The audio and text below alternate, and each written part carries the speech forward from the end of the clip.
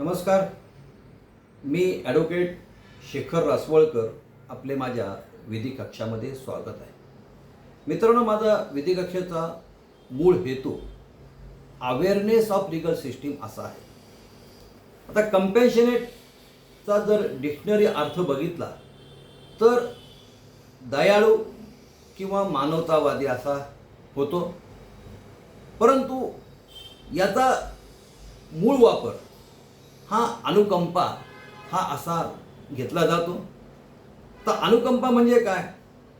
तर जेव्हा एखादा सरकारी किंवा कॉर्पोरेट सेक्टरमधला कर्मचाऱ्याची नोकरी करत असताना जर त्याचा अचानक दुर्दैवी निधन झालं आणि किंवा त्याला कायमचं अपंगत्व आलं, तर त्यामुळे त्याच्या कुटुंबावरती जो आघात होतो, जे आर्थिक संकट येतं, त्या कुटुंबाला संकटातून बाहेर काढण्यासाठी कुटुंबातील एका घटकाला म्हणजे त्याचा मुलगा, मुलगी किंवा पत्नी यांना कोणाला तरी एकाला त्याच्या पात्रतेनुसार तिथे नोकरी दिली जाते. आता या कुटुंबामध्ये विवाहित महिला येते किंवा नाही,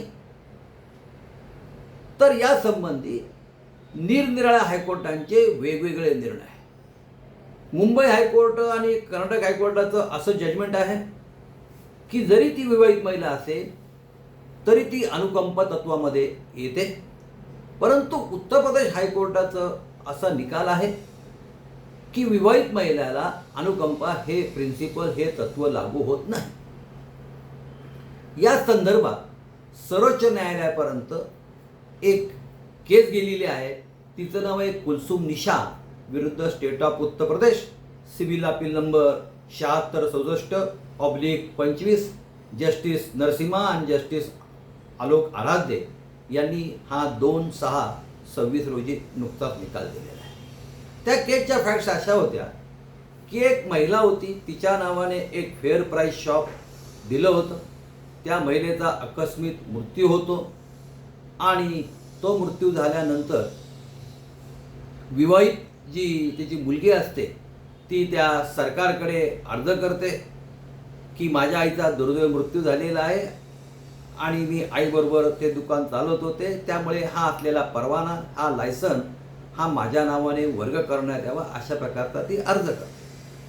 परंतु ते सरकार त्यांचा जो काही अध्यादेश असतो त्या अध्यादेशामध्ये विवाहित महिला ही त्या अनुकंपा तत्वामध्ये येत नाही, या कारणास्तव तिचा तो अर्ज नामंजूर करतात.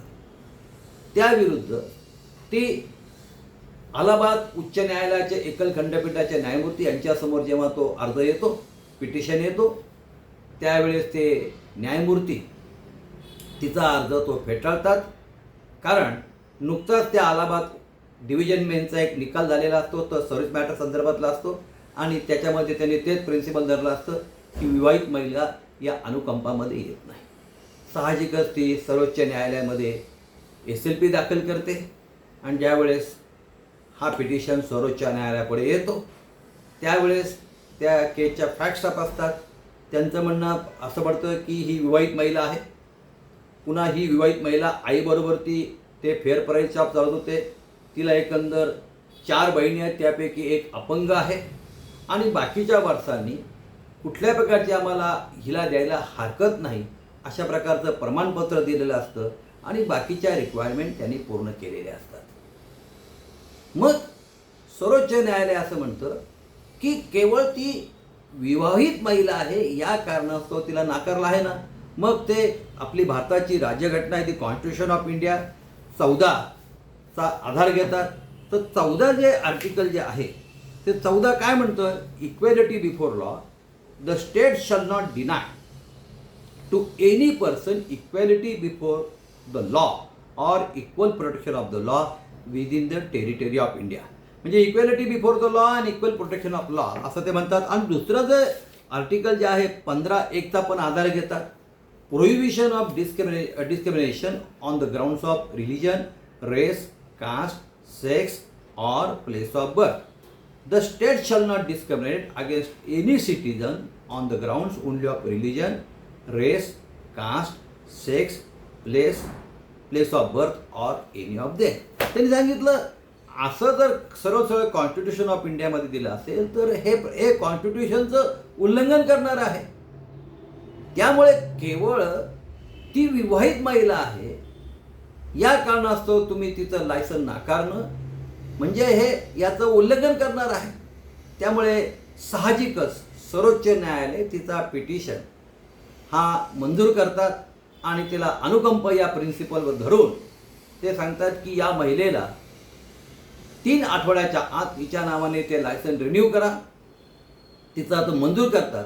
सांगण्याचं तात्पर्य एवढं एकच आहे की जरी एखाद्या महिलेचं लग्न झालं आणि ती जरी दुसऱ्या घराण्यामध्ये गेली तरी तिचं जे मूळ इकडचं जे नातं आहे वडिलांकडचं ते संपुष्टात येत नाही.